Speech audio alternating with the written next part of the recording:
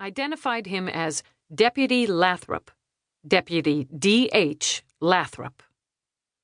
"I'd have to say you're mistaken about that," Deputy Lathrop returned, with what Bradley recognized as a trace of an East Texas drawl. "And whoever was with you is hurt real bad or else he's dead." Leaving Bradley standing alone, cuffed, and struggling to maintain his balance, the deputy returned to the pickup.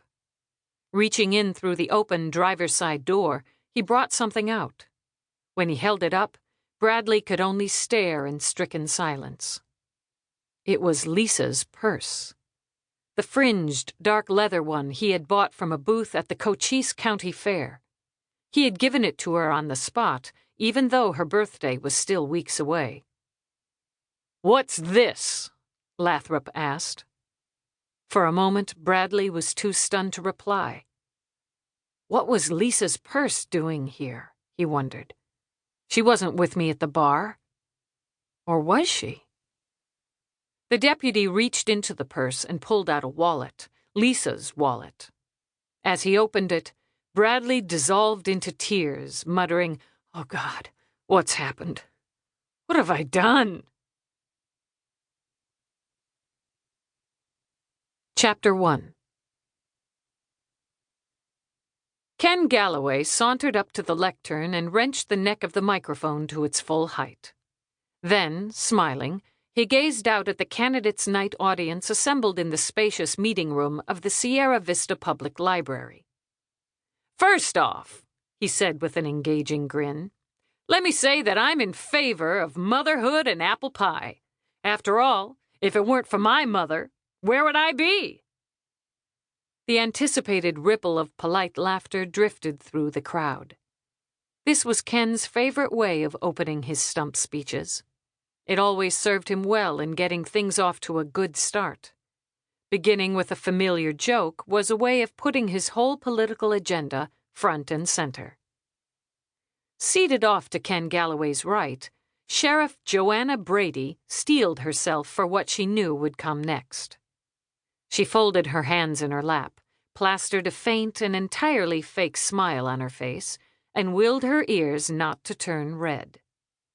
This far into the campaign, she should have been used to her opponent's constant references to what he described as her delicate condition. Joanna should have been accustomed to it, but she wasn't.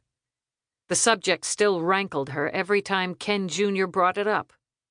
She resented his constantly drawing attention to her growing belly and casually discussing her pregnancy again and again as though she were nothing more than an obliging live-action mannequin in some high school sex ed classroom. "The point is," Ken continued, "when my brothers and I were little, our mothers stayed home and took care of us." Yes, Joanna thought, because your father took off and left Lillian Galloway penniless. She ended up living on welfare and raising her kids on aid to dependent children. But Ken Galloway never mentioned that part of his wonderfully idealized family history, and neither did Joanna. "Call me old-fashioned," Ken went on, "but I think there's a lot to be said for mothers being at home with their kids. Cochise County is a big place. There have been times in the last 4 years when Sheriff Brady hasn't been as responsive to her duties as she might have been due to the very real conflict of having a child at home. How much more difficult will it be for her to attend to law enforcement needs when she has 2 children to contend with, including a newborn baby?"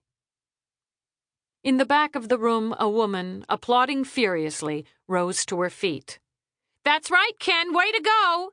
Eleanor Lathrop Winfield shouted. "You tell her!" Joanna's mother's enthusiastic outburst was enough to propel Joanna out of her dream.